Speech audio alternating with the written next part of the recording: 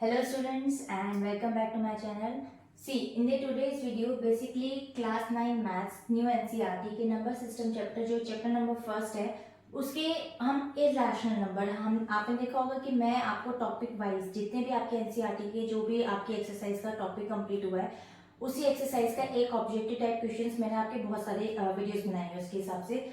तो आप देख सकते हैं कि इरेशनल नंबर एक टॉपिक है आपका उसके हिसाब से मैंने एमसीक्यूज बनाए हैं कुछ आपके आज को सेशन में हम डिस्कस कर रहे हैं एमसीक्यूज सी।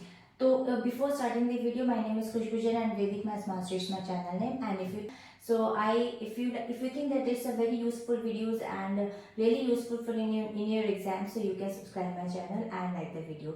So start करते हैं आज के वीडियो को। देखिए सर फर्स्ट क्वेश्चन एमसीक्यू का हम देखेंगे इसमें क्या लिखा है। The product of any two irrational number is सी।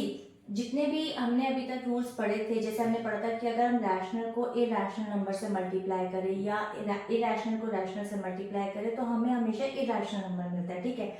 लेकिन क्वेश्चन हमसे ये बोल रहा है कि प्रोडक्ट यानी कि मल्टीप्लाई करें अगर हम दो इरेशनल नंबर्स को तो हमें क्या हमेशा ऑलवेज एन इरेशनल नंबर मिलेगा या ऑलवेज अ रैशनल नंबर हमें मिलेगा, ऑलवेज एन इंटीजर हमें मिलेगा या sometimes rational and sometimes irrational. 2 minute लेके आप भी अपने सोचिएगा कि इसका ऑप्शन कौन सा होना चाहिए। लेकिन मैं आपको बता देती हूँ, देखिए sometimes rational and sometimes irrational यानी कि हमारा जो डी पार्ट है वो इसके अंदर करेक्ट जाएगा, क्योंकि जो दो इरेशनल नंबर्स होते हैं जब हम उनको मल्टीप्लाई करते हैं तो समटाइम हमें कुछ ऐसा नंबर मिल जाता है जो रैशनल हो जाता है।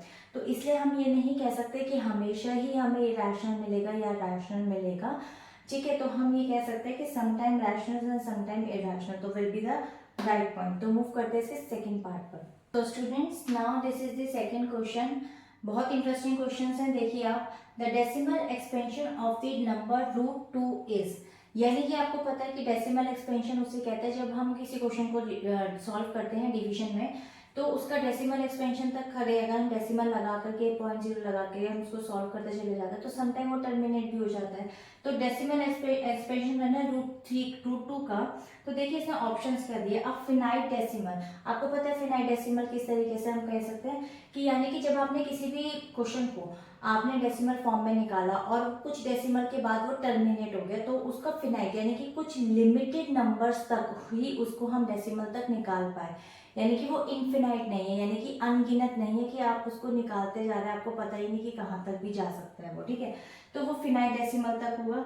इसका सेकंड पॉइंट दे रखा है ऑप्शन की 1.41421, या तो ऑप्शन ये होगा अगर आप इसको रूट को 2 को डिवाइड करके देखते हैं तो नॉन टर्मिनेटिंग रिकरिंग होगा।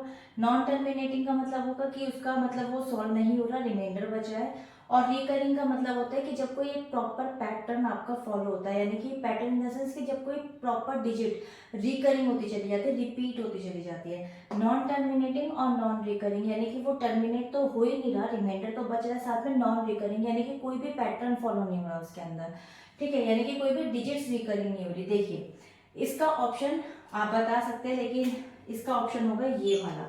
देखिए रूट 2 आपको भी पता है कि नॉन टर्मिनेटिंग होता है पहली चीज तो, यानी कि उसका रिमाइंडर तो बचेगा ही बचेगा, साथ में नॉन रिकरिंग होता है। नॉन रिकरिंग में मैंने आपको एग्जांपल्स दिए थे कि इस टाइप का पैटर्न जैसे मैं कह सकती हूँ जैसे 0.01 है, फिर 001 है, फिर 0001 है, तो हर बार एक जीरो इंक्रीज होती जा रही है।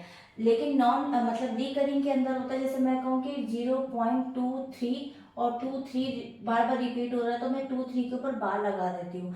तो हमेशा इरेशनल यानी कि मतलब अगर हम बात करें कि रूट 2 की तो रूट 2 एक हमारा नॉन टर्मिनेटिंग है और नॉन रिकरिंग है, तो इसलिए वो इरेशनल नंबर भी है, ठीक है। तो मूव करते हैं इसके हम थर्ड पार्ट पे। So students now this is the third question, बहुत इंटरेस्टिंग है ये भी। देखिए which of the following is a irrational number. देखिए बहुत सारे क्वेश्चन आप कर चुके हैं कि इरेशनल नंबर कौन सा है, इरेशनल नंबर कौन सा है। अब हमें ये तो पता लग जाता है कि इरेशनल नंबर होता है कि नॉन टर्मिनेटिंग और नॉन रिकरिंग, लेकिन हमें डिजिट्स के अकॉर्डिंग भी तो आइडेंटिफिकेशन पता होनी चाहिए। देखिए ये कुछ क्वेश्चन आपको ऑप्शन दे रखे हैं यहाँ पे √4/√9, यहाँ पे दे रखा है √12/√3, यहाँ दे रखा है सिर्फ √7 और √81। क्या आप मुझे देख के बता पाएंगे कि आपके हिसाब से कौन सा इसके अंदर ऑप्शन करेक्ट होना चाहिए? आप मुझे कमेंट सेक्शन में बता सकते हैं कि आपने मुझसे ज़्यादा जल्दी फाइंड आउट कर लिया। मैं आपको एक एक का एक्सप्लेनेशन देती हूँ इतना। देखिए आप क्या करेंगे यहाँ पे, देखिए आप इसको दो तरीके से सॉल्व करते हैं पर मैं आपको एक ही तरीका बता रही हूँ। √4 बेसिकली 2 का होता है और √9 बेसिकली 3 का स्क्वायर होता है। तो ये तो आपका रैशनल बन गया, तो ये तो आपका हो गया यहाँ पे क्रॉस। ये वाला आप देख सकते हैं यहाँ पे सेकंड पार्ट के अंदर यहाँ पर क्या करना है, देखिए √12 है, √12 यानी कि 4 3 12 होता है, तो मैं इसको ऐसे भी लिख सकती हूँ √4 इंटू √3, ठीक है। और अपॉन में आपका दे रखा है √3, तो देखिए 3 से 3 यहाँ पे कट गया है, और √4 किसका स्क्वायर रूट होता है यहाँ पे 2 का, तो ये भी आपका रैशनलाइज हो गया। आप चाहे तो 2/1 कर दीजिए, रैशनल नंबर बन जाएगा, ठीक है। √7 बेसिकली आपका जो है ना वो होता है आपका होता है नॉन टर्मिनेटिंग, ठीक है, और साथ में आपका होता है नॉन रिकरिंग, यानी कि ये दोनों ही यहाँ पर ऑप्शन जा रहे हैं आपके नॉन टर्मिनेटिंग के साथ में नॉन रिकरिंग, आप इसको डिवाइड करके दे सकते हैं। ये इसका ऑप्शन करेक्ट जाएगा। कैसे, वो भी करने की जरूरत नहीं पेपर में। देखिए 81 होता है 9 का स्क्वायर रूट, तो 9 इसका रैशनल नंबर बन गया 9/1, तो ऑब्वियसली आपका यही ऑप्शन बचा है। तो आप अगर इसको ना भी डिवाइड करें, क्योंकि एमसीक्यू का मतलब ही होता है कि आपको within a fraction of seconds में you have to solve the question. If you have given the some options here, so you have to choose one. So non terminating non recurring, question number 7, this is the irrational number. Move करते हैं इसके एक और next part के ऊपर, देखते हैं उसमें क्या लिखा है। This is the fourth question.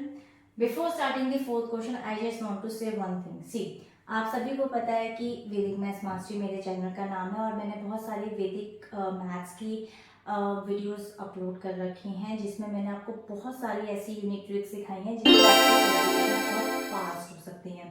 तो क्योंकि मैं इंटरनेशनल सर्टिफाइड ट्रेनर ऑफ वैदिक मैथ्स हूँ, मैंने बहुत सारे फॉरेन स्टूडेंट्स को पढ़ाया, और अभी भी मेरा बैच चल रहा है लंदन का।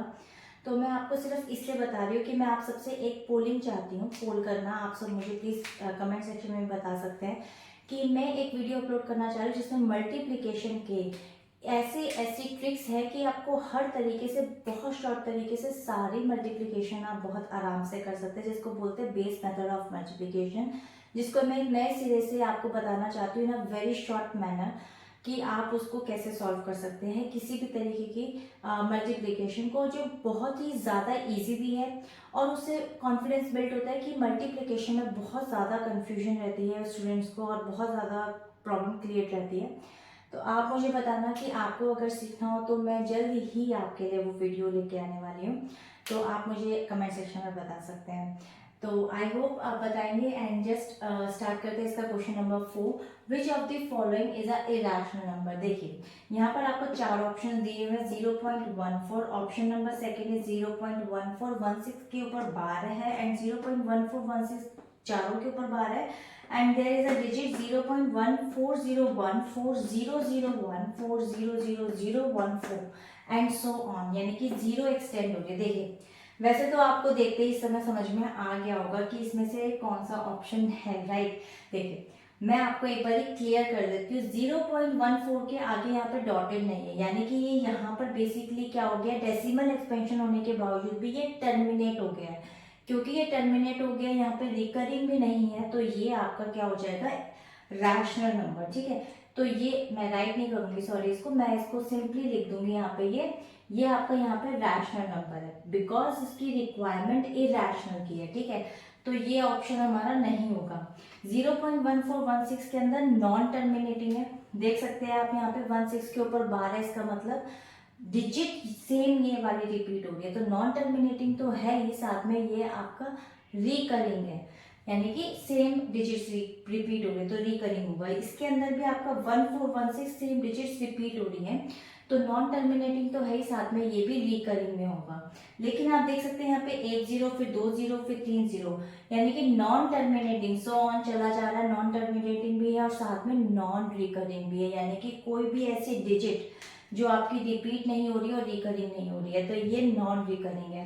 तो आई होप इसका ऑप्शन डी होगा, ठीक है। ये इरैशनल नंबर है आपका यहाँ पर, and this is the right option, ये आपका irrational number, this is the right answer. I hope आपको क्लियर हो गया होगा, और बहुत अच्छे लगेंगे मल्टीपल चॉइस क्वेश्चन। अगर आप चाहते हैं इसी तरीके से ऑब्जेक्टिव टाइप क्वेश्चन मैं बहुत सारे लेकर आने वाली हूँ, तो आप देखते रहिएगा मेरे वीडियो को, और बताइएगा कि आपको वीडियोस कैसी लग रही हैं। आपका एक लाइक और कमेंट मेरे को बहुत मोटिवेट करता है। So till then bye bye and stay